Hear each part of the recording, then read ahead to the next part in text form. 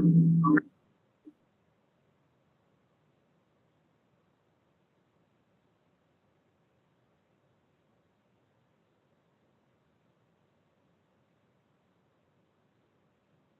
and welcome to tonight's DRB. Board members, please speak directly into the microphone in front of you and have it on only when you want to speak. And please ensure that your video on your laptop is always on, but your audio is disabled if you're in the room.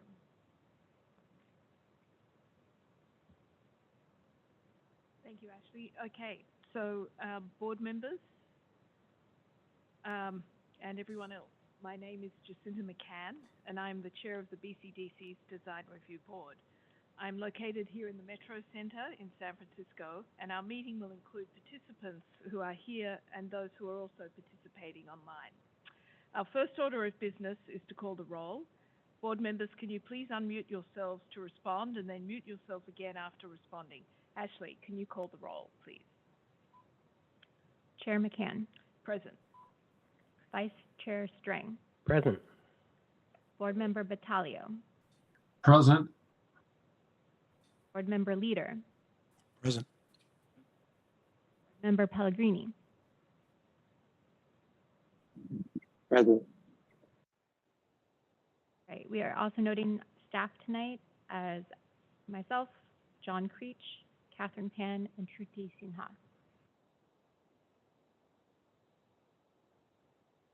Okay. Thank you, Ashley.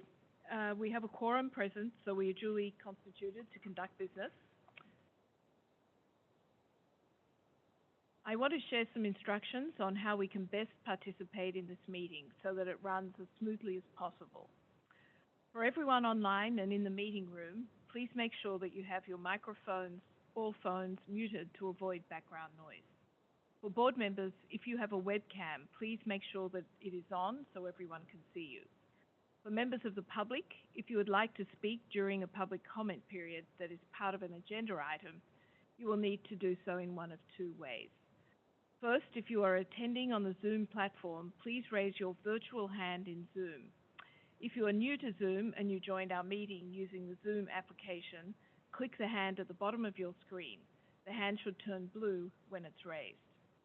The second way, if you're joining our meeting via phone, you must press star 9 on your keypad to raise or lower your hand to make a comment, and star 6 to mute or unmute your phone. We will call on individuals who have raised their hands in the order that they are raised during the public comment period for each project. After you are called on, you will be unmuted so that you can share your comments. Please state your name and affiliation at the beginning of your remarks. Remember, you have a limit of 3 minutes to speak on an item, and we will tell you when you have 1 minute remaining. Please keep your comments respectful and focused. We are here to listen to everyone who wishes to address us, but everyone has the responsibility to act in a civil manner. We will not mute anyone who fails, we will mute anyone who fails to follow these guidelines or who exceeds the established time limits without permission. For public comments, please note that we will only hear your voices. Your video will not be enabled. For members of the public attending our meeting in person in our headquarters building, I will ask you to maintain social distance during the meeting. The board secretary will call you up to the podium for public comment. Wearing masks is optional, but recommended in this building. You will be asked to come up to the podium one at a time and to state your name and affiliation prior to providing your comments during the meeting. If you are attending the meeting on the Zoom platform, we recommend using the gallery view option in view settings in order to see all the panelists. Audio for in-person panelists is recorded through the room's audio system and is not synced to the individual panelist videos. If you would like to add your contact information to the interested parties list to be notified of future meetings concerning these projects, please call or email Ashley Tomlin, whose contact information is on the screen or is found on the BCDC's website. Finally, every now and then you will hear me refer to the meeting host, John. Our BCDC staff are acting as hosts for the meeting behind the scenes to ensure that technology moves the meeting forward smoothly and consistently. Please be patient with us if needed. And now the board secretary, Ashley, will provide a staff update. Thank you, Ashley. Thank you, Chair McCann. I have a few updates tonight. This is a quick reminder to complete your online Form 700 filing for Statement of Economic Interest. You should have received an email with instructions on how to file electronically.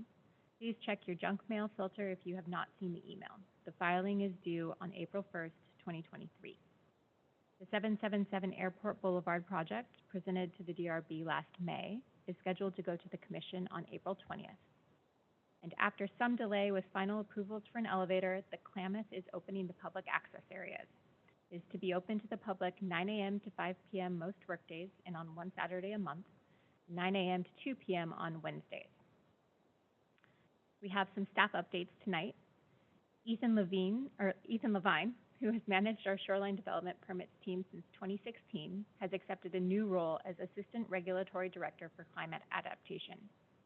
Catherine Pan, who has been the Principal Shoreline Development Analyst since 2021, has taken over the Shoreline Development Program Manager position. Jen Hyman has been appointed as Senior Staff Engineer, replacing Rafael Montes, and we have some promising candidates for the Associate Bay Design Analyst position and hope to make introductions at the next Design Review Board. Our next meeting is scheduled for Monday, April 10th, and will be a joint hybrid meeting with the Port of San Francisco's Waterfront Design Committee here at Metro Center. We will be reviewing the proposed renovation work at the Ferry Building and Ferry Plaza. And that concludes the staff update. I'll pause here to answer any questions from the board. Well, actually, this isn't a question, but just a comment. It's exciting that the Associate Bay Design Analyst position is about to be filled. So well done to you and the team on that. We'll look forward to more details. Are there any other questions or comments on the report? No comments here. Okay. Anyone else online? Hearing nothing, I think we will move on to the next item. So,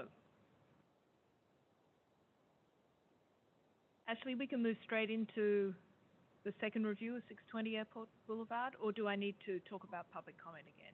We need to do the general public comment. General public comment, okay.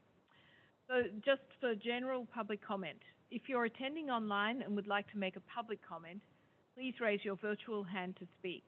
Remember, if you are joining our meeting via phone, you must press *9 on your keypad to raise your hand to make a comment. To unmute or mute, press *6. You will be called in the order that your hand was raised, and you will have 3 minutes to speak. John will note when you have 1 minute remaining so that you can be prepared to finish your comment. Please state your name and affiliation for the record at the beginning of your comment. As mentioned at the beginning of the meeting, if you would like to add your contact information to the interested parties list to be notified of future meetings concerning this project, please call or email Ashley Tonelin. Okay, so I think that covers public comment instructions. Great. Okay. There's no public comment. This is good. Excellent.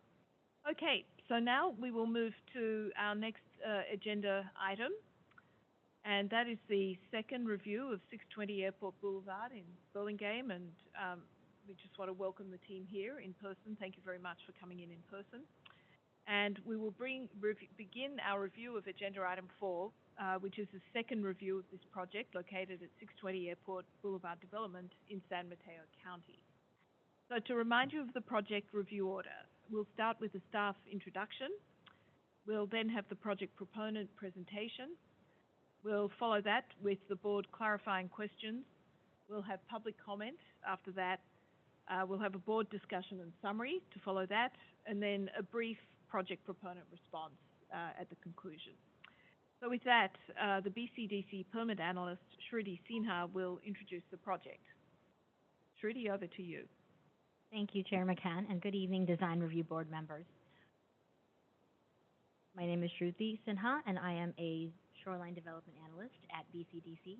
Before I present the staff introduction, I would like to remind the project team and staff to please turn on your video when you are speaking or answering questions.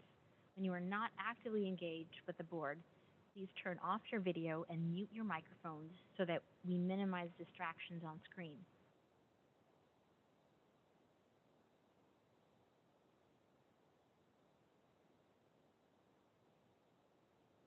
And now I'd like to project for tonight's review, which is the redevelopment of 620 Airport Boulevard on the Anza Peninsula in Burlingame.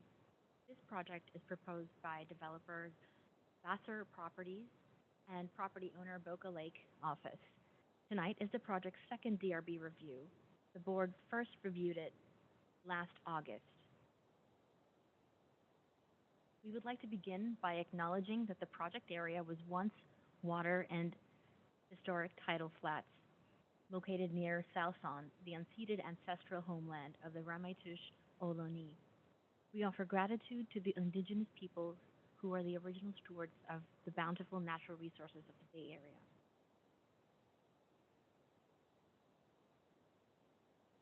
There are a number of projects in the Burlingame area that the DRB has reviewed, so we want to show you the location of this project in relation to these other projects, the majority of which are life science campuses.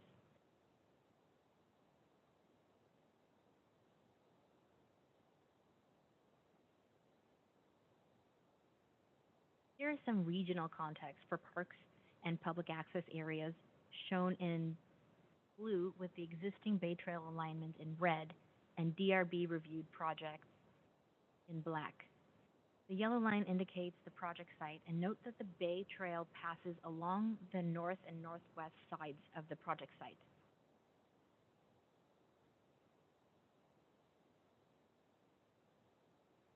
The project consists of the privately owned 620 Airport parcel and a shoreline segment that is owned by the State Lands Commission. The dashed blue line represents the 100-foot shoreline band.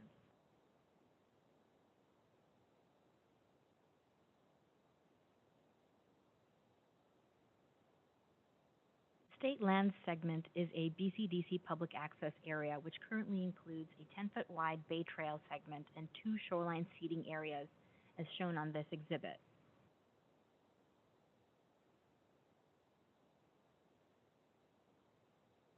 The 620 Airport property is currently comprised of a large surface parking lot. This slide contains a few photos taken on a site visit last year.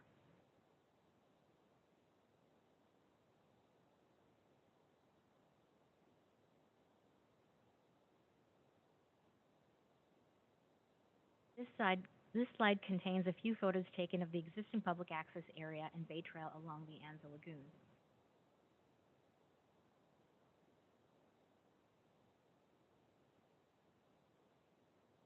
Another angle of the shoreline and Bay Trail on the project site.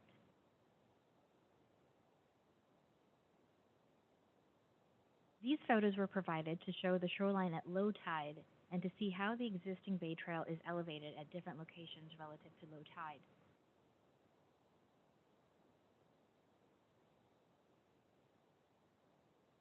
And looking again at some of the regional settings of the project location, BCDC's Community Vulnerability Mapping tool shows the project area as having low social vulnerability based upon the 2020 census data. There are some areas to the southeast of the project that have high social vulnerability. The demographics represented by this statistic are children under 5, people over 65 living alone, people with no high school degree, people with limited English proficiency, people who are not U.S. citizens, and people with very low income.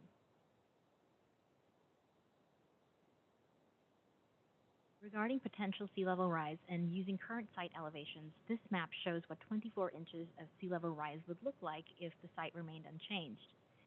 This project used one risk aversion planning scenario from the 2018 OPCE sea level rise guidance for their park design. We used the medium to high risk aversion scenario for the public access improvements, Bay Trail, and for proposed buildings. The bottom row shows what equivalent future total water level this map corresponds to for each risk scenario. For the medium to high risk aversion scenario, 24 inches of sea level rise is equivalent to the mean higher high water level along with 2050 sea level rise, which would also not cause any flooding on the site. This map shows what 66 inches of sea level rise would look like at the site, again, if unchanged. For the medium to high risk aversion scenario, 66 inches of sea level rise is equivalent to mean higher high water in the year 2090, or the 100-year storm at mid-century. The San Francisco Estuary Institute Adaptation Atlas notes suitability for beaches and eelgrass on the bay side, with tidal marshes and ecotone levees on the lagoons.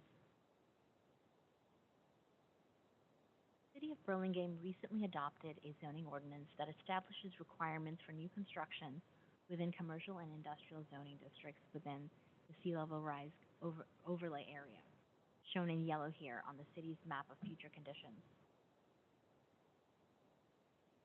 The project site is subject to the following requirements. The building finished floor elevation of new development shall be at least 3 feet above the FEMA base flood elevation at the time the project application is complete, in this case 13 feet, and new construction fronting the Anza Lagoon must include shoreline infrastructure where the top is 6 feet above the FEMA base flood elevation of 17 feet.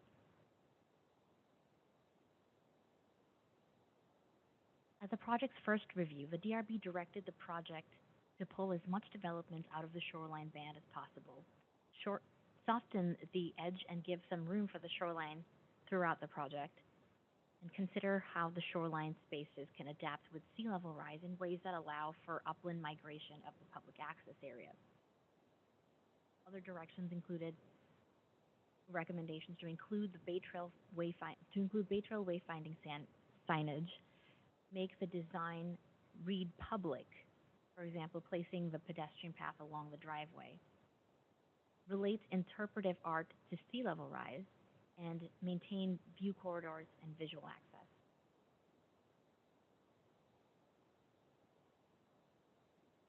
Lastly, I'd like to quickly summarize the questions in the staff report that we'd like the board to consider in your review. First, please consider how this project meets the public access objectives provided in BCDC's public access design guidelines.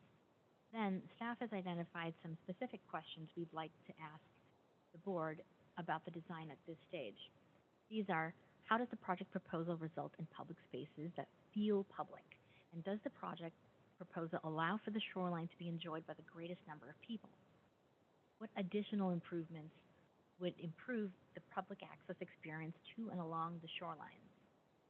Are the public access areas appropriately designed to be resilient and adaptive to sea level rise in balance with ensuring high-quality public access opportunities? And lastly, does the design provide legible connections from the adjacent roadway that will draw users into and through the site to the Bay Trail?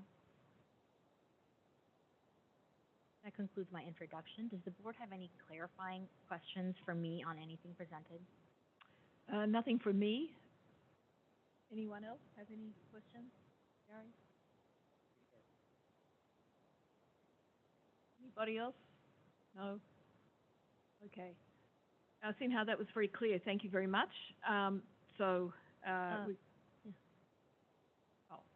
If there are no questions, I'd like to pass it on to Jeremy Lee of Vassar Properties to present the project details.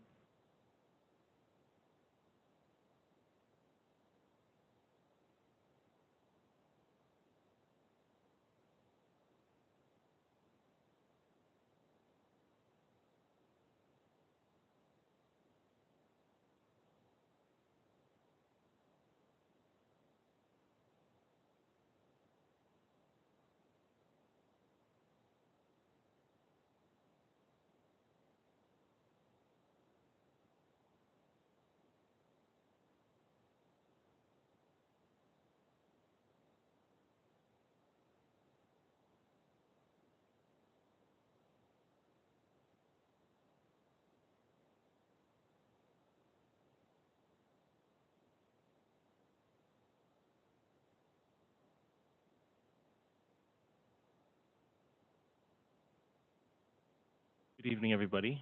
Chair McCann, Vice Chair Strang, board, staff, and members of the public. My name is Jeremy, and I am with Vassar Properties.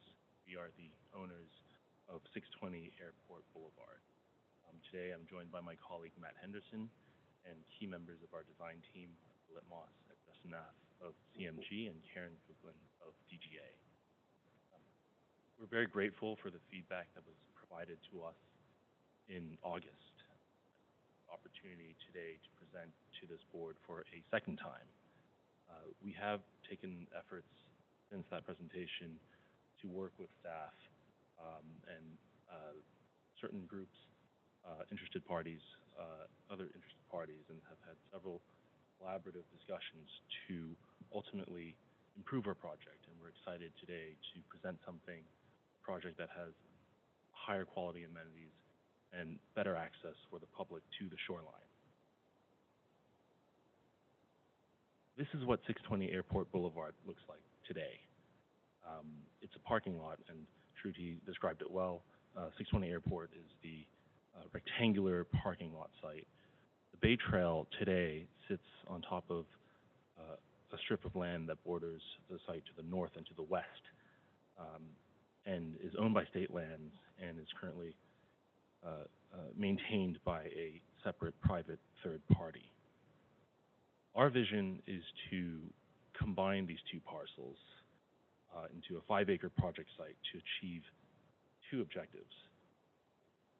The first is to create a destination for the public to come and enjoy nature and the shoreline. The second is a destination for the next generation of life science companies to create products and services that ultimately help us live longer. But the purpose of today is to focus on the first objective with respect to the public. And of the 5-acre site, we're proposing to create 2 acres of public improvements and introduce features to turn what is currently a pass-through section of the Bay Trail to a place for the public to stop at, to eat, to exercise, to gather, and to otherwise enjoy the shoreline in a way that they can't do so today. And to that end, we are proposing to activate the shoreline with beautiful landscaping, an outdoor gym, public seating, a cafe, and creating new ways for people to access the site. The existing Bay Trail was originally improved decades ago and has been maintained by our neighbors over here in the backdrop, the Embassy Suites. The improvements are certainly functional, but perhaps sparse. We are affiliated with the Hilton Hotel in the backdrop here, and over the decades we have seen our hotel guests, cyclists, runners, families, and other members of the public use this trail. It's actually quite well visited. But not often do they stop. And when they do stop, it's not for a very long time. And we have an idea. We know how to change that, and we'd love to run through that today. I'm going to touch very briefly, because Shruti covered this so well, and synthesize the feedback that we received from the board hearing in August. Then what I'd like to do is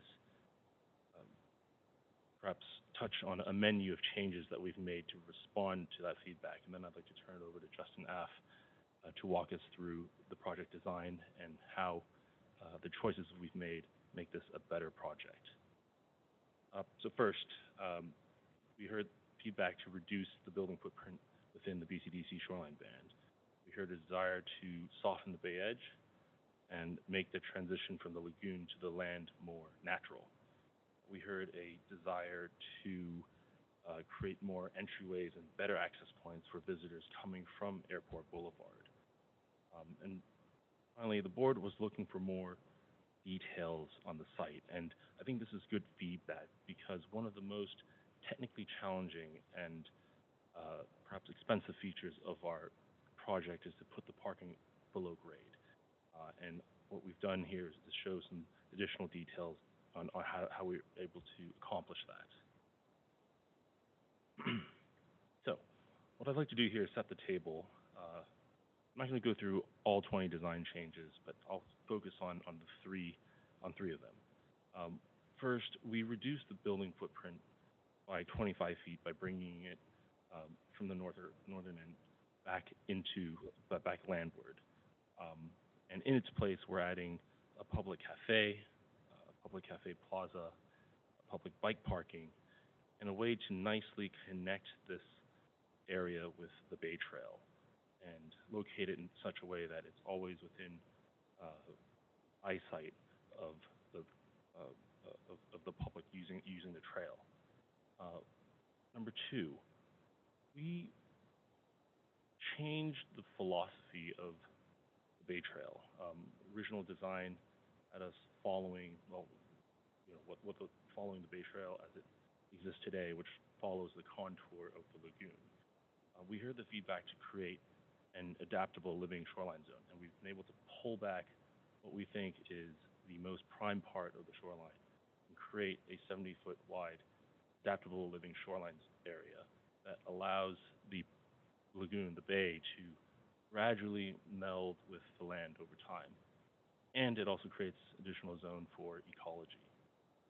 And then finally, on the southern edge of the site, we've created, I'd say, a much better way for pedestrians to access the shoreline through our site. We've gotten rid of a somewhat circuitous ramp and replaced that with a much more direct, welcoming, and inviting path from the center of the site into the public plaza, which offers a front seat to the shoreline.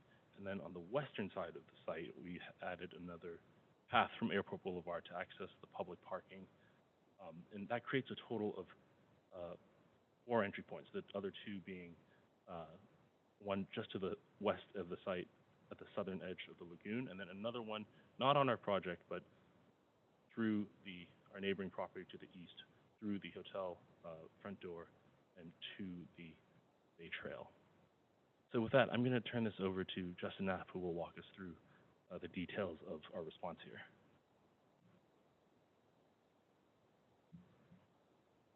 All right, thanks, Jeremy. Hi there. I'm Justin Knapp with CMG Landscape Architecture, and I'm going to share more details about the updates that Jeremy just summarized and introduced, and also take you through a little tour of the project as it stands today. After we met with you last, we took your comments to heart. We've made a lot of changes, and I think we've come out with a better project with respect to public access, with respect to enlarged and reoriented open spaces, and with respect to shoreline ecology and habitat.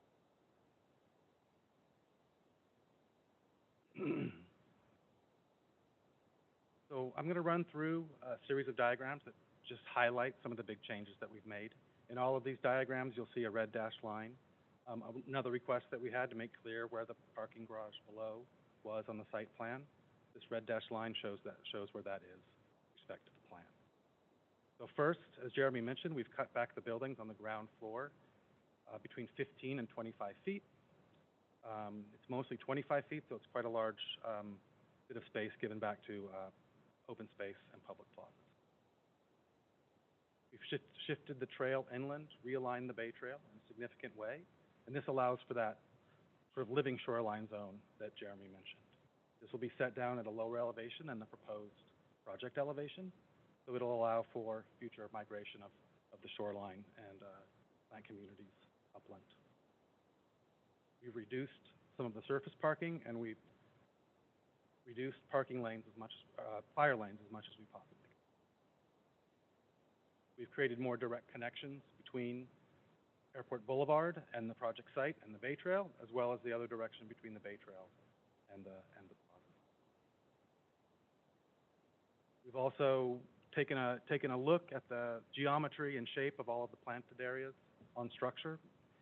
We've enlarged them. And this, I think, will significantly enhance the ability of plants to thrive in larger soil volumes. So plants and trees are going to be more likely to survive on top of the parking structure. We've enlarged and reoriented a lot of the public spaces. The outdoor fitness area, we've changed our thinking on that a bit, making it much larger, a much much more likely to be a destination outdoor fitness area. I'll show more detail on that later. We've added the cafe and outdoor seating for the cafe, along with bike parking on the east side of the project. We've reoriented and redesigned somewhat that terrace seating area to sort of right-size it for this area, orienting it more towards the north, towards San Bruno Mountain, the San Francisco skyline in the distance, and the airplane's landing. And we've also just made some minor revisions to the picnic area, added more bike parking near the terrace seating area, and just had some reconsideration of what the public art might. And a minor thing, but we've added more shade trees along the bay shore. This was in response to one of the comments that we got last. So I think all of these changes ultimately are going to make a better project for us, but the main design principles that we started with really remain, which is to create clear, continuous, and somewhat seamless visual and physical access through the site to the bay shore, to bring the nature of the bay shore into the site, and allow people to experience the Bay Trail in a more enhanced way by widening it, bringing it up to today's standards. And so, again, the Bay Trail being sort of the key armature along the bay shore, we've dotted a variety of programming, passive and active, along the Bay Trail, which I'll get into as I move through the site details. Can I point to things? See here, at number 10 is where we've made a direct pathway along the driveway into the site, and just opened this space up for more landscape and created just a direct pedestrian connection there. And again, to repeat what Jeremy mentioned, at number 10, there's a direct pedestrian connection between the public parking at number 8 and the road. So those are some of the key circulation changes that we've made. And now I'm going to go ahead and just walk through in detail the enlarged plans, and we'll see everything in a little more detail. I think it's worth pointing out again that putting that parking underground here has allowed us, I think, to achieve this sort of seamless, continuous landscape experience through the site and around the site without it being obstructed by a bunch of above grade. So I think that's an important thing to dwell on for a second. And I really do think that the changes that we've made project are really good.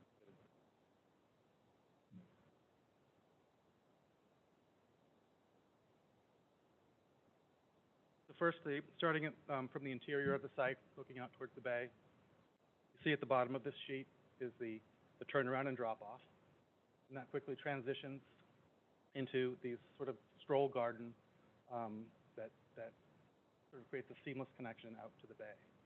And this garden is made up of a series of different types of paths. There are more direct paths that go out to the bay. Then there's the secondary paths that move through this sort of stroll garden in kind of a circuit with more intimate seating throughout. And then as you move towards the bay, you reach this terrace seating area that you see at number 10, the sort of bleacher-style seating that allows you to overlook the bay, look out towards the water, sort of oriented towards that new living shoreline zone. Here's a view of that terrace seating area as it looks north towards San Bruno Mountain.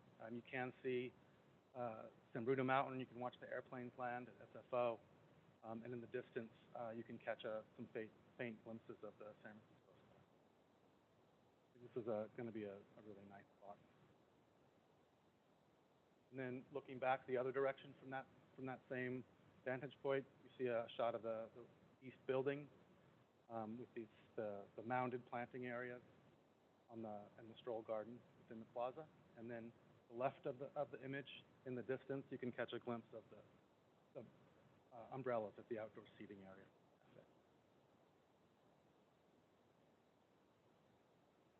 And this long site section through the site illustrates the gentle transition we have from the roadway up to the plaza with the turnaround and the landscaping throughout the plaza, and then the transition back down a few feet to the Bay Trail.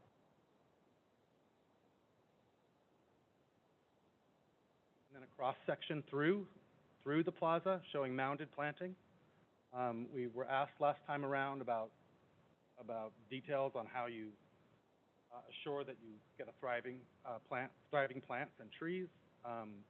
This is an example of details that we've been working on for many, many years at CMG to make viable rooftop landscapes.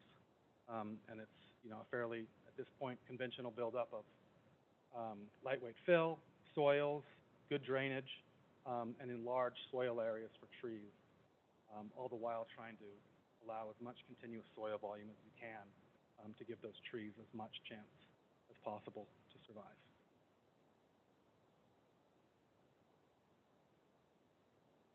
Now moving a little bit west on the project, this enlargement plan features this new living shoreline zone. Again, it's a nice wide zone of about 70 feet between the east edge of the Bay Trail and the shoreline.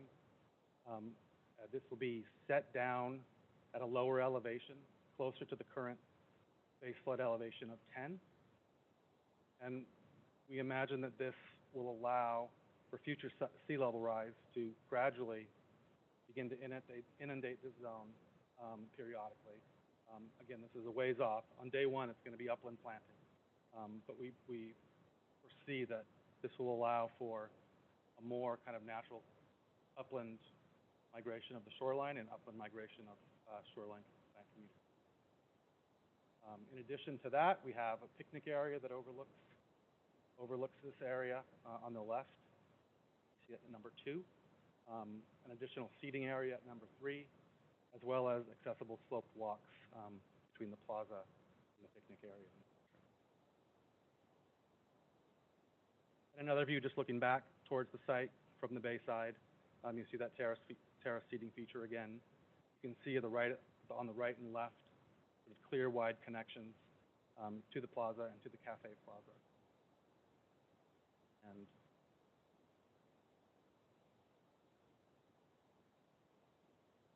this section shows that relationship between the building plaza, the transition down to the Bay Trail, and then on the bay side, the sort of benched condition where we're creating this zone. It's at a lower elevation than the Bay Trail. Where on day one, again, it'll be upland plant communities, coast scrub, but eventually will allow for future adaptation, sea level rise. Now moving back over to the east, here's where we have the cafe on the east building, looking out towards the water. We have a cafe plaza. We have a direct set of steps down to the Bay Trail. We have an accessible sloped walk at number 5 that moves around down to the Bay Trail. And then at number 2, we've sort of taken inspiration from this very successful Marina Green fitness area and made a space that is even a little bit larger than that, because we think we can have a really successful destination outdoor fitness area. So we've taken the opportunity to use this space to make a really sort of impactful fitness zone and not just a couple token sort of pieces of equipment. Now here's a view as if you were getting a coffee and going out and having a nice coffee in the morning on the plaza looking out towards the water. You can see those folks walking down to the Bay Trail, just slightly elevated above the 3.5 feet above it, out to the water. See on the left, the path to the west, another more access down to the and this simply shows that elevation relationship between Cafe Plaza and the Bay, 17, 13, 13.5.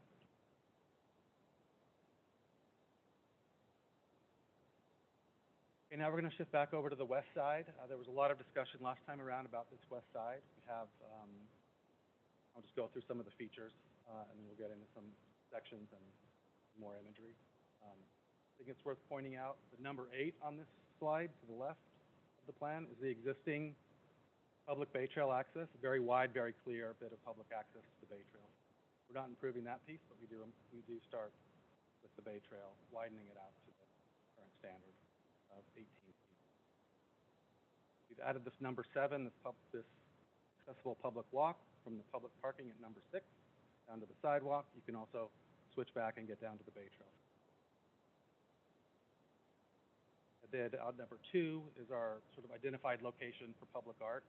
I think the public art concept is a a ways off. We don't know for sure what it's going to be, but we took your points last time around about considering more than just kind of what we showed in concept, which was a sort of at-grade sea level rise interpretive exhibit, and that we may consider something that's more interactive, something that children could interact with. So we heard you there, and that'll remain on our radar as we continue to try to figure out what this art will be. You can see here in red, now again, that's the outline of the parking garage. And so you'll see at the top of this plan, it gets quite narrow between the edge of that garage and the bay trail, and so we'll look at some sections that show that. But if you see that the green zone that's above the parking there, that's where we've taken out surface parking.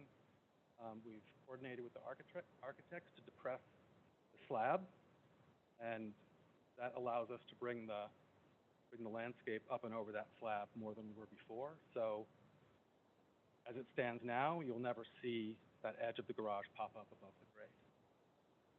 This is what that looks like today at that corner point. There's an 8-foot or so chain link fence. On the other side of that, you see the parking lot.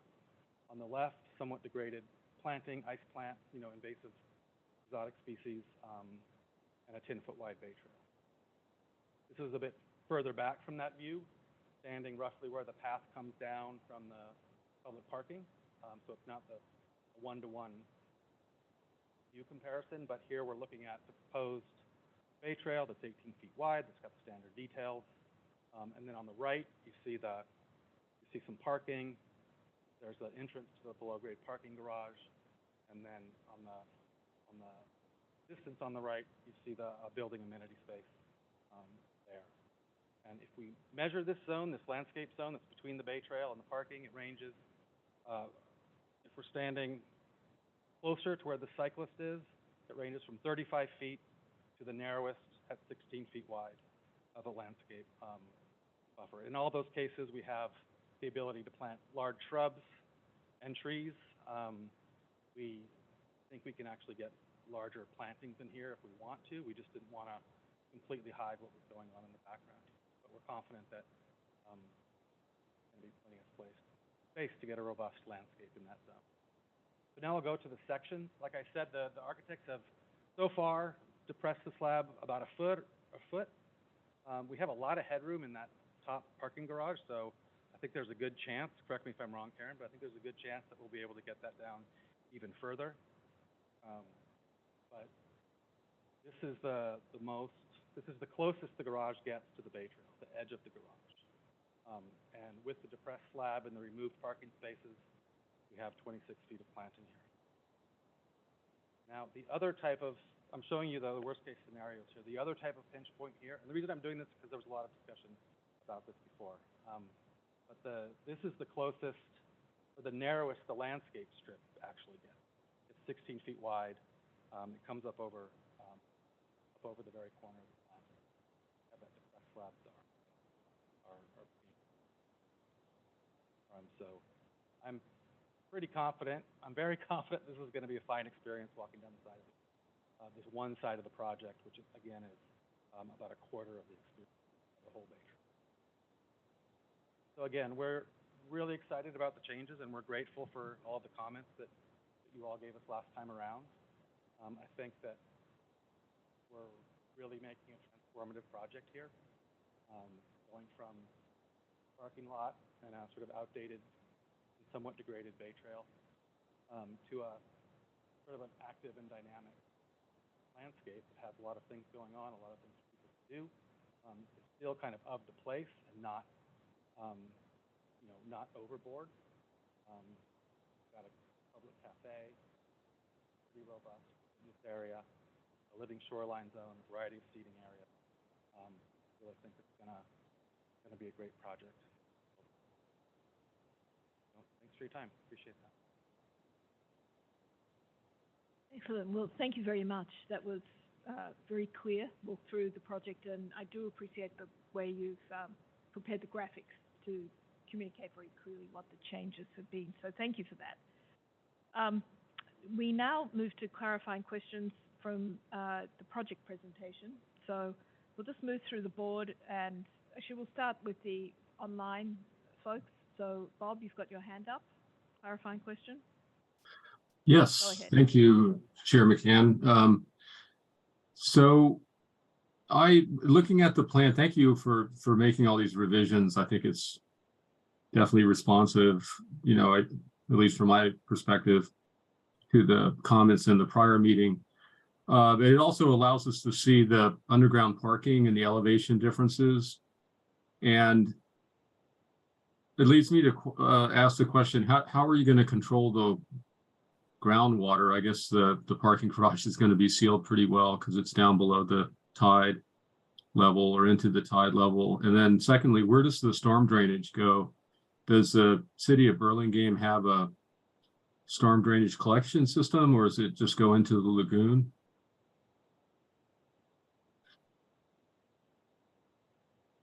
So yeah, those are my questions about the drainage, specifically how it relates to the underground parking structure elevations. Karen's a principal at DGA with the architecture firm. She might be able to respond to this. The storm drainage, we've been working with the city of Burlingame to identify the storm drainage gardens that are required. And I do believe that it does eventually enter the sewer system.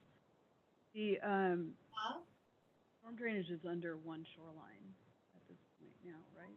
I thought the question was about how the garage is groundwater. Oh, and that was also a question. So the garages will be fully waterproof. The structure will be designed to withstand the forces of water and the tide.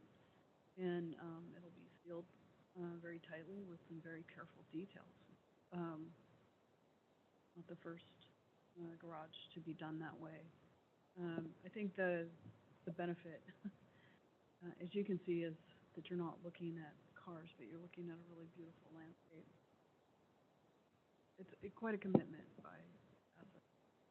If I may offer a little bit more color on the. Yeah, and I'm sorry to interrupt, but if I just want to say that from my side of things, I'm remotely, I can't really hear very well. I think it's probably because I'm remote, but if you wouldn't mind trying to speak a little louder. Hopefully I'm not speaking too loudly or too softly. I can't tell. Okay, can you hear me? Great. Yes. It's Jeremy speaking, and if I may offer some more context on groundwater, that's certainly something that we've been thinking about a whole lot. And so what we did is we drilled a few holes into our site, and over time have collected groundwater data. And to cut to the chase, and it's likely not very surprising, the groundwater fluctuates somewhere between -1 to 1 in elevation. So call that sea level, approximately. But something that's interesting about our design here is that it's not the entire garage that's subject to groundwater, because only a portion of it is in that zone. Now, from an engineering perspective, we would create a bathtub around it, waterproof the whole thing. We would also consider mechanical pumps, because it's certainly an area that has these forces. But I think the key thing to note here is that it's not the entire garage that's subject to the groundwater level. It's a portion of it.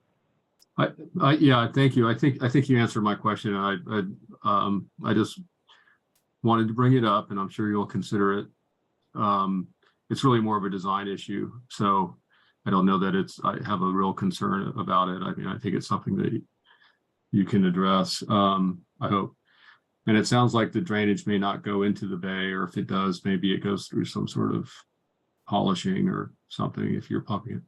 My other question is, do you have a particular habitat height for the living shoreline that you've put in place, or is this something that would evolve once the bay waters get high enough to inundate that site, which I think you're showing it at its existing elevation around 10, which is, well above high tide. Yeah, so the conception right now is that it's at that elevation, that on day one, it's upland, coastal scrub and grassland. And so that habitat type is pretty common. And we wouldn't, there would have to be some management of this, but over time then it would change. I think it's a ways off. But on day one, it's upland plant communities that are, with layered, we've been working with H.T. Harvey on some other projects in this type of plant community and the types of birds and insects and pollinators that use it. And one of the main things that we've learned is just the layering of shrubs and ground cover is key. And there's some pretty basic things that we'll implement. I think as we get further into the design process and the planting plans, we'll likely be consulting more with ecologists to make sure we're doing the right thing. Thank you very much. Appreciate the answers to my questions. Thanks, Bob. Tom, over to you. Yeah, I agree with Bob. I think it's a good project. I just have a few quick questions. One is the looping pathways that create kind of a network as you head toward the plaza from the Bay Trail. I'm assuming those are all under 5%, and I'm wondering what the paving material is.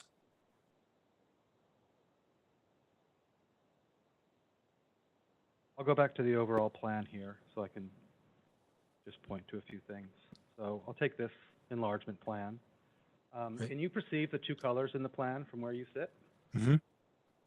The idea is that the main paving type that's more of the white, the lighter gray, is likely to be a concrete with score joints and some kind of exposed aggregate finish. And then the more narrow paths that move through these planted areas, I think are likely to be accessible, but they will be stabilized crushed stone, less than 5%. But they will rise up and down a bit with that slope to allow some of that soil volume to go under them. Right. So there's two main paving types here: the smaller, narrow ones, stabilized crushed stone; the larger, wider ones, concrete. Okay. And people can find their way at under 5% down some of these pathways. I see there are a few stairways. Yeah, we have. So if you look at the number 7 on this plan, you can see these are sloping at 4.8. We like. I'm sure you do this too. We never like to design to the 5% for tolerance, but right now these are measured out at about 4.8%. We have accessible walks as well as stairs. And unfortunately, it's the nature of these sloped walks that you sort of have to go sideways to get up. Right. Second question, I'm assuming that there's no barrier to public circulation between the two buildings. Like if you're coming from the front, the public can move through to the back. That's correct. There won't be, the security will be at the building doors. Got it. And there won't be any gates or barriers to public access to the site. Okay. And third question is, what's the relative confidence in the cafe happening?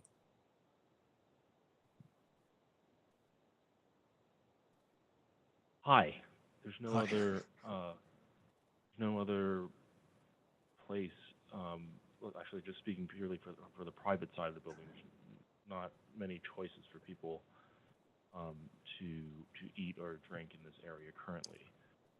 But I think we really focused on the public side and the placement of the cafe so that it's in probably the most prime part of the site to allow folks to kind of look out into the lagoon.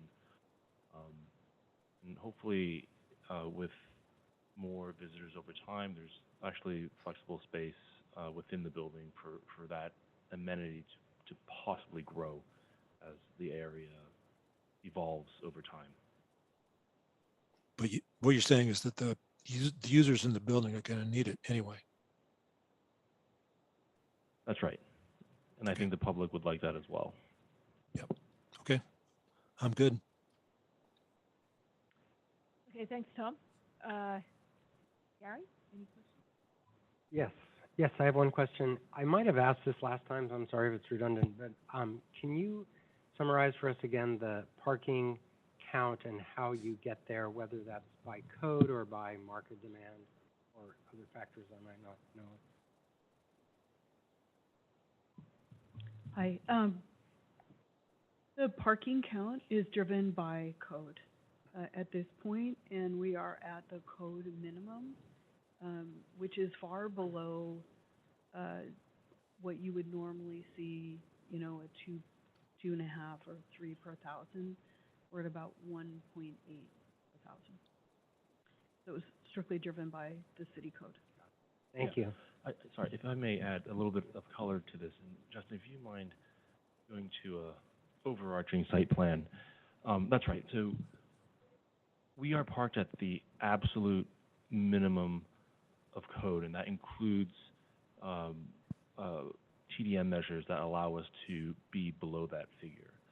And we're certainly below what the market would consider as an appropriate level of parking within our site.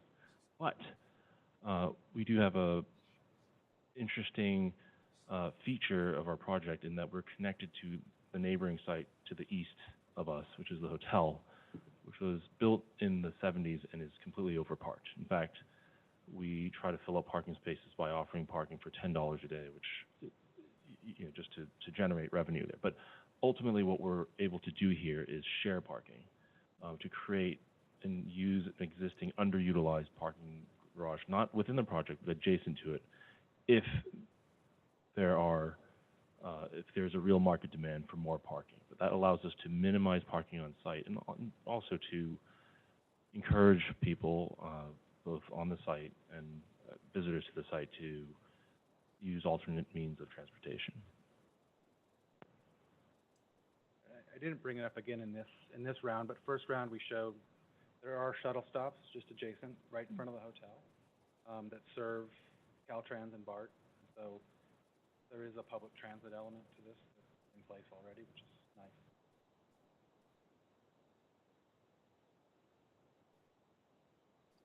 Okay, Stefan, do you have any questions? Yeah, I have two quick questions. One is just on the, I really appreciate the addition of the wind analysis in the package. And I was curious if that was looking at just buildings versus wind, or if the landscaping or the tree planting at the shoreline is expected to have any impact on comfort, particularly in between the buildings.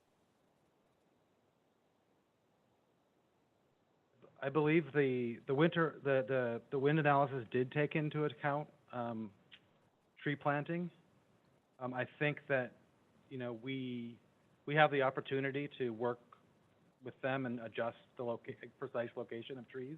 I think there's a lot of time to do that within the design process.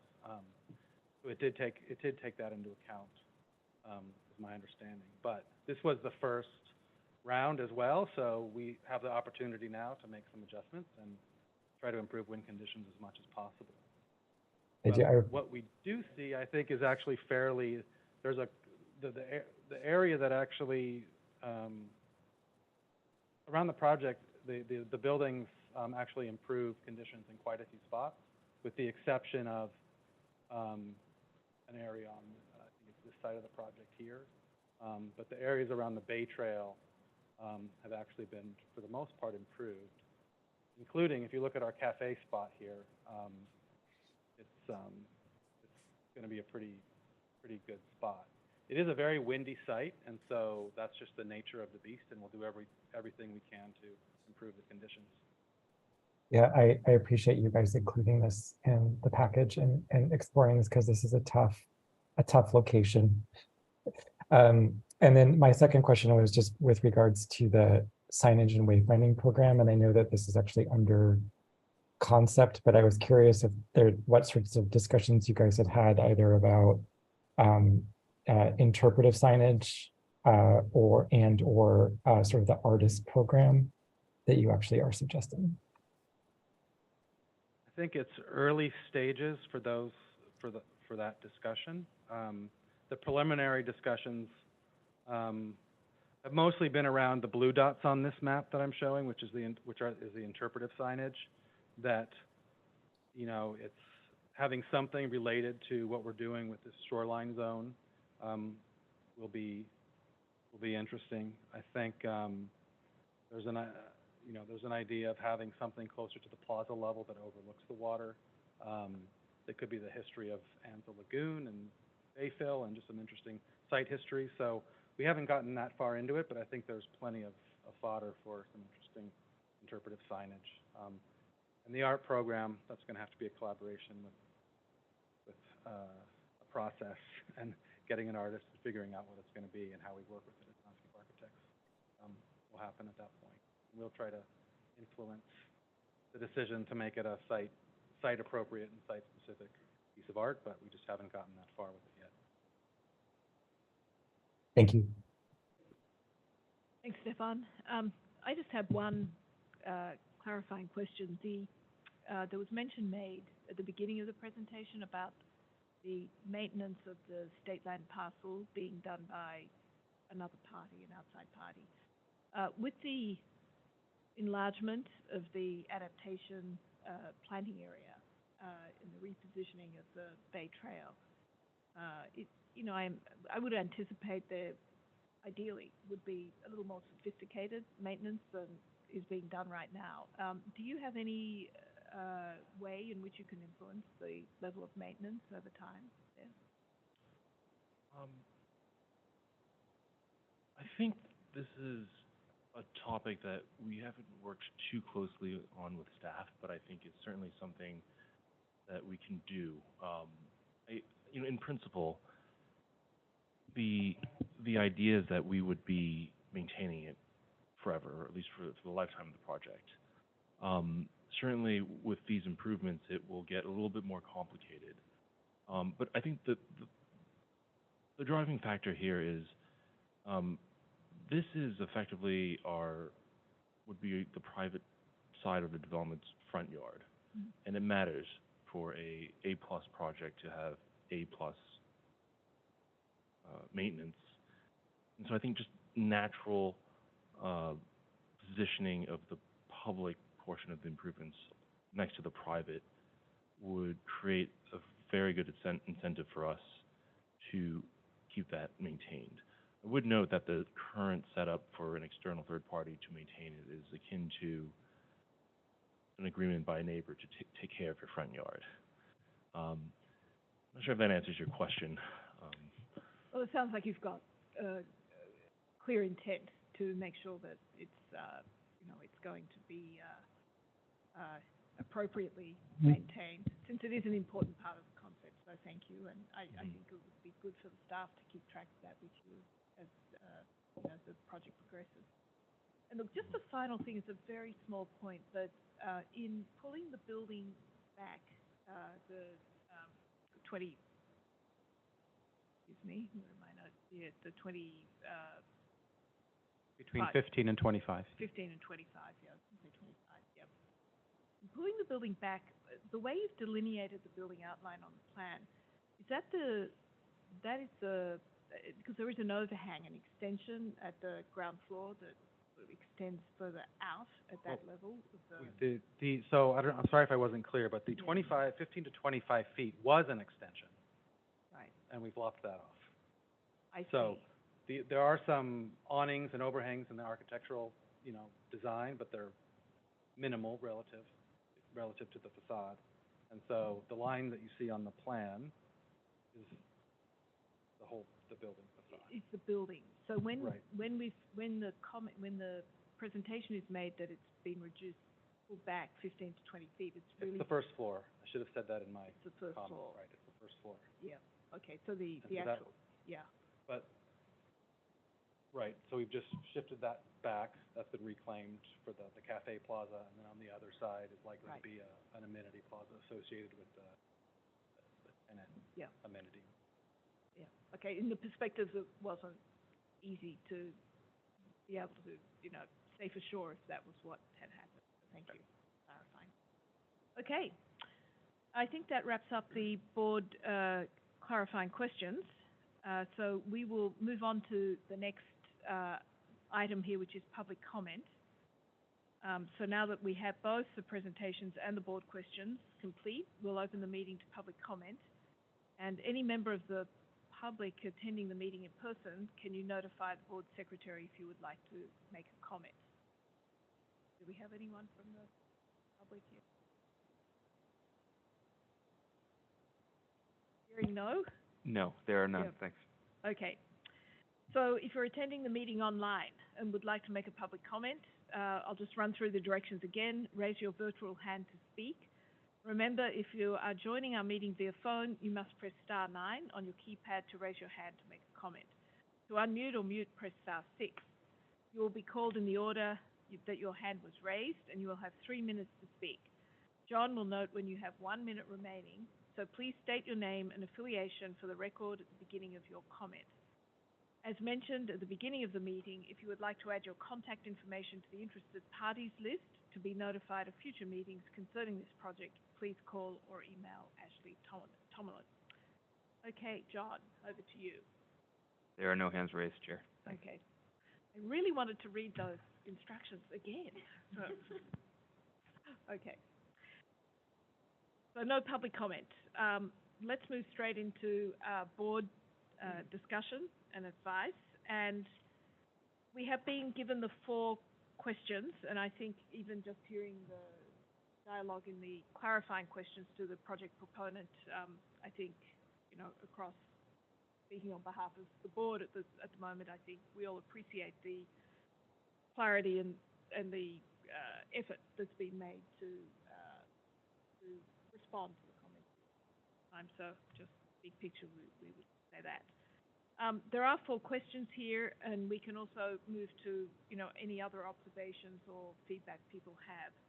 But I think we will just spend a minute or 2 on each of the, or as long as we need, on each of the questions to discuss this. But last time, in relation to question 1, which is the project resulting in public spaces that really feel public, I know we had quite some conversation about this last time. In a development like this, it can be quite a challenge to, you know, have people really feel like they can walk into these spaces. So the question really is asking for, is it feeling public, and do you think the shoreline can be enjoyed by a number of people? So, Gary, any comments? Sure, I'm happy to kick off here. Yeah, the questions that we're being asked to address there, I think the project does really a fantastic job. The landscape and the buildings, to the extent that we can see the architecture, it does feel very public. You've added a lot of landscape space, and I especially like the way it's organized so that, you know, this very large green area, you know, the shoreline really penetrates into the site in a very significant way, and it creates a very, I think, an important threshold between, you know, the city and the arterial and the shoreline. And I love the narrower paths because I think it creates intimate spaces for people who work in the buildings to gather, and it also gives them privacy from, you know, from the shoreline, you know, from the Bay Trail, where I think the public will move through at a faster pace and maybe wants larger areas to inhabit. So I think those are 2 really distinct areas that function differently, but, you know, appear to be, you know, visually, you know, very unified. So I think it's just exemplary. You know, the things that we've been asked to address. Does it feel public? Is it, I don't know, what are the Well, we have visibility, yes. access, you know, across the site? I mean, you've improved the, you know, the pedestrian access a lot, and I really appreciate all that. So I can either make all the comments I have right now, or I can wait until we have Why don't another. you, let's see, do you have comments that deal with the other questions specifically, or do they all sort of bridge across? Well, I'll just Keep going. Yeah, Yep. I think that you know, the way we started the meeting was, you know, these are the main questions that the board had last time, and number 1 was to reduce the impact of the building within the shoreline band. And as much as I love all the things that have been done on the surface and visually in terms of usability, and I just want to acknowledge that it is also probably one of the more aggressive uses of the shoreline ban that we've ever seen. So I don't know, I'm not opposed to that, but I think it's an important thing maybe for the group to discuss and just comment on. I don't know that we have any purview over that, but I think, we've made our comment, the proponent has responded, and so I think we're very clear that, this is what you need to make the project go. So I just want to put it out there as a point of discussion. And then two other things. One minor, the concrete on structure. We in my practice, I don't think we've ever poured concrete on top of a structure before, because oftentimes even contractors don't want to install it because of the liability problems, the difficulty in accessing your waterproofing should you have a problem in the future. None of our business, but I think it's a long-term sustainability issue for the owner, and it also is not as pleasant for the user, to have a unipaver that you could remove, address the waterproofing problem and then replace. So again, I don't even know if that's in our purview, but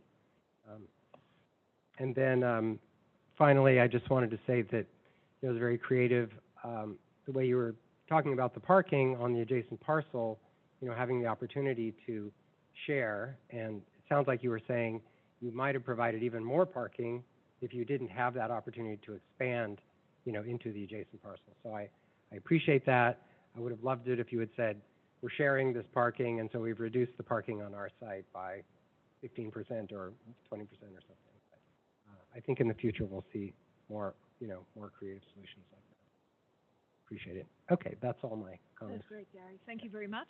And I think we might as well just go board member by board member, and I think do the same thing. If you want to pick out a response to any of the particular questions, I'll just run through for everyone's benefit again. We had the 4 questions. First one was, making spaces feel really public and accommodate the greatest number of people.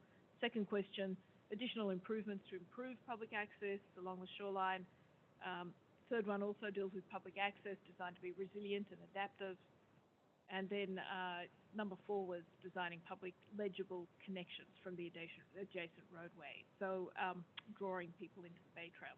So let's just go to the next board member.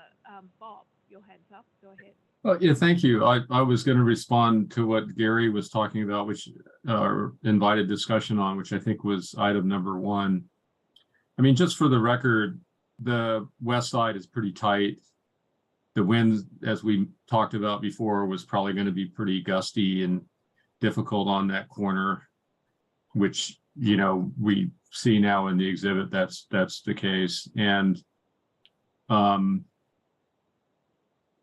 then the development does seem to maximize the site, even though it's been pulled back some. Certainly the parking is extensive, it goes pretty close to the shore in places. So, but, they were, as Gary said, they responded to our comments and made some moves. And I like at least we won a little bit here where the trail's been pulled back from one spot. So I think that's progress. And so I like that part, but I think it is a kind of a big use of the site.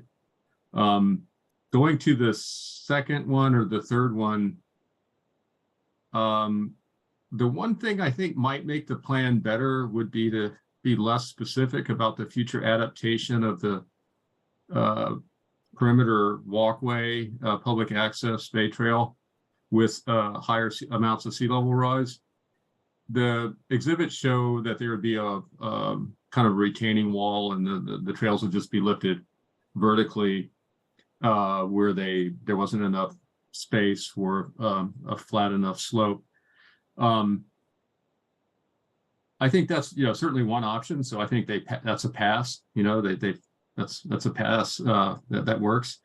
But I thought you might want to just keep the options open and mention what a lot of people don't like to talk about, which is maybe fill into the bay and extend and make a wetland, or, you know, fill some of the lagoon, create some habitat. I mean, sea level is going to be rising everywhere, so a little bit of bay fill for some edge habitat might be nice for everyone. So I just like to, you know, they've got something that qualifies, but let's not make it prescriptive that they have to build walls, you know, to adapt. That's my only comment. Otherwise, I appreciate that they moved in our direction, and I'm impressed by how they were able to impress us with this maximum development.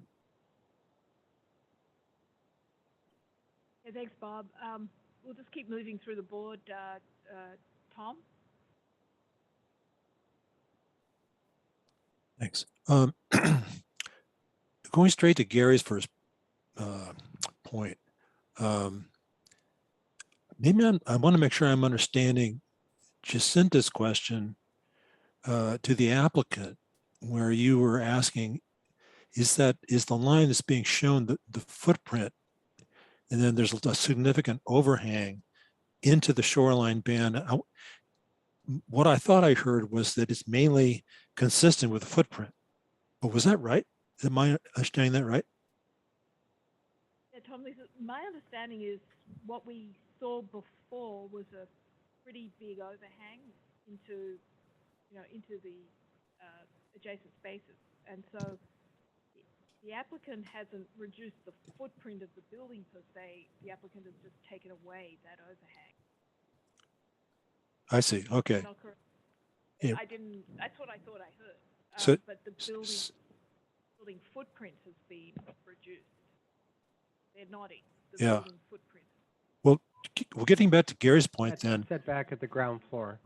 At the ground floor. At the ground floor, and I think, I was just looking to see if there's a drawing that shows the overhang so that you can see that on the ground floor plan. I don't know.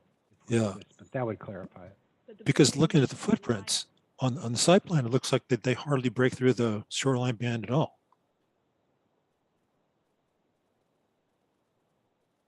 I believe that's correct. I'm Bob. looking at when I said that, I meant the garage. Yeah. Oh, the garage, Yeah. garage. I see. Okay. Well, Yeah. I'm okay with the garage doing what they're doing, because they're making a big effort to put the, you know, it's true. We don't have to look at at an above grade garage here. They're going to go through a lot of pain to waterproof this whole bathtub situation and so forth.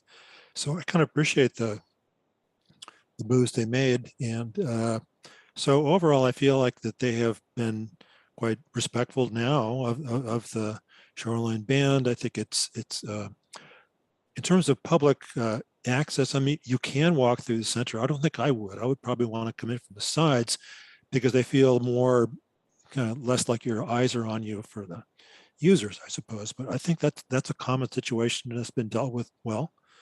I think Bob made a good point about maybe you don't want to build retaining walls. There ought to be a flexibility in how to do that, and maybe by the time that's happening, this board will say it's great to do some fill into the bay to achieve more wetland. What am I missing in terms of the questions? I'm a big supporter of the project. I think they worked hard to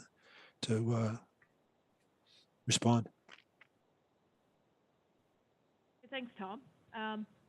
Stefan, your comment? Yeah, I'll keep my comments short. I think I just really appreciate the sort of thoughtful response to the board's previous comments. And I think, you know, just thinking about the site, about what's there today and the environment of what's there today and what actually might be able to emerge through development is a significant improvement. And sort of seeing things through that lens, I think is important. So I really appreciate the critical way the team has tried to incorporate and respond to the board's comments. Stefan.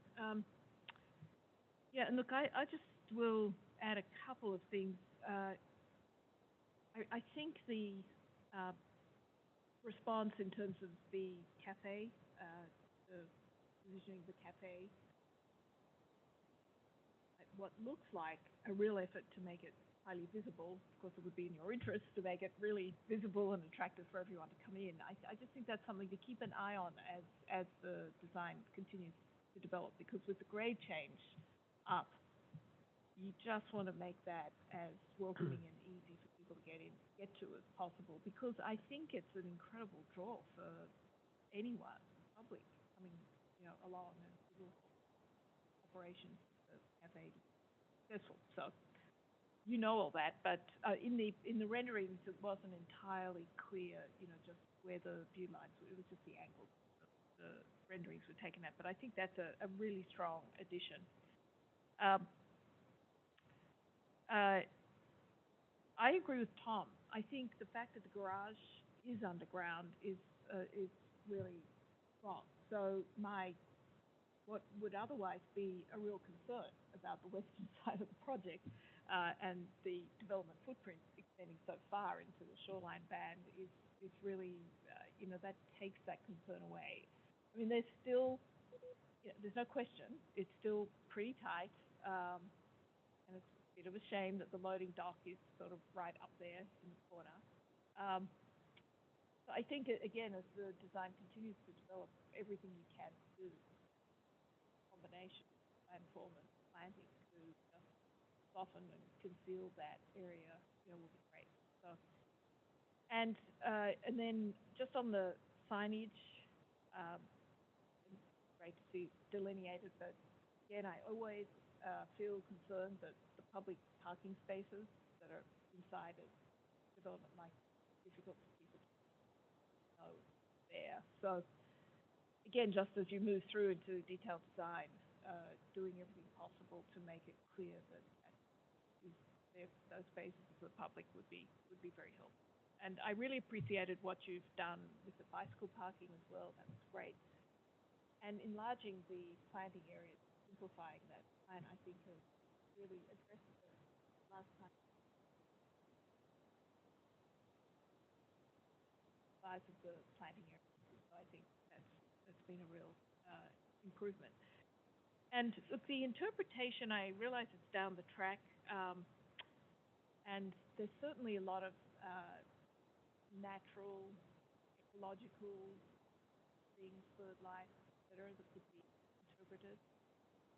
From my observation down there, and because there's a hotel right there, there are people who I think are just fascinated by looking at the planes coming in and landing and going on. So, maybe some sort of interesting interpretation of what people are looking at in the bay would be interesting for people. So just a thought there. It's way down the track. But yeah, and look, ditto for all the other comments people have made. I think the as proposed, the refined design has really been. I think it's very strong.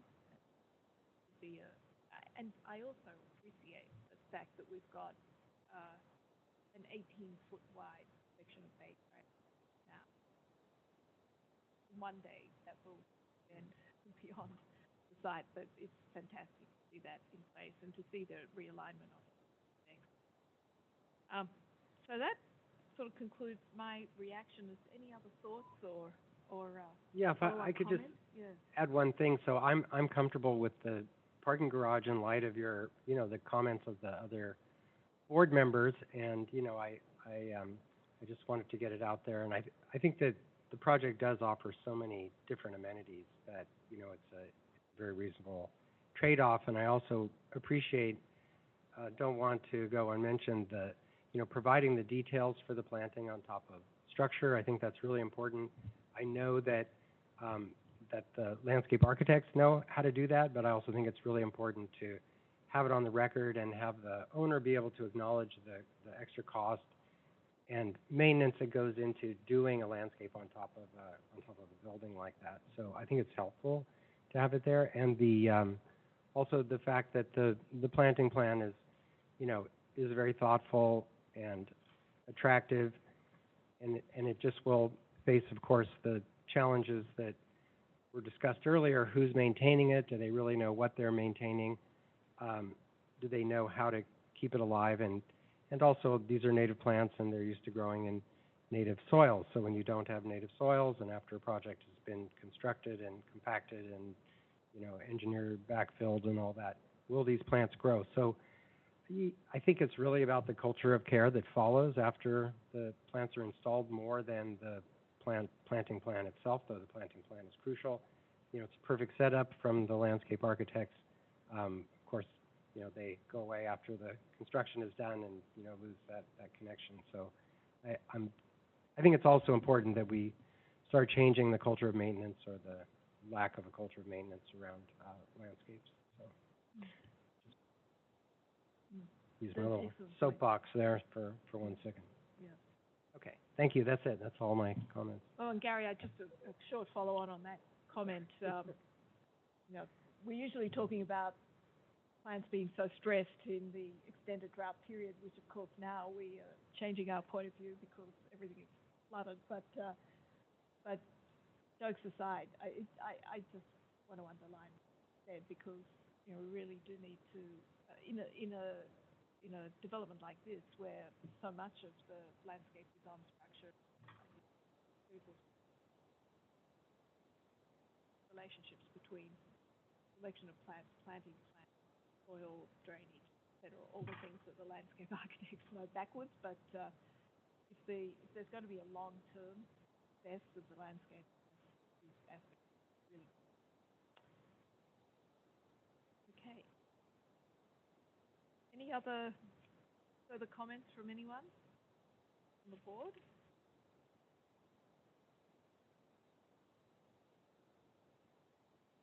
So I think that concludes our comments, Ashley. Have you got enough for the questions that you had and the staff had in reviewing the project? We just need direction on whether it will come back. Thank you. Okay. Does anyone feel they need to see this project again?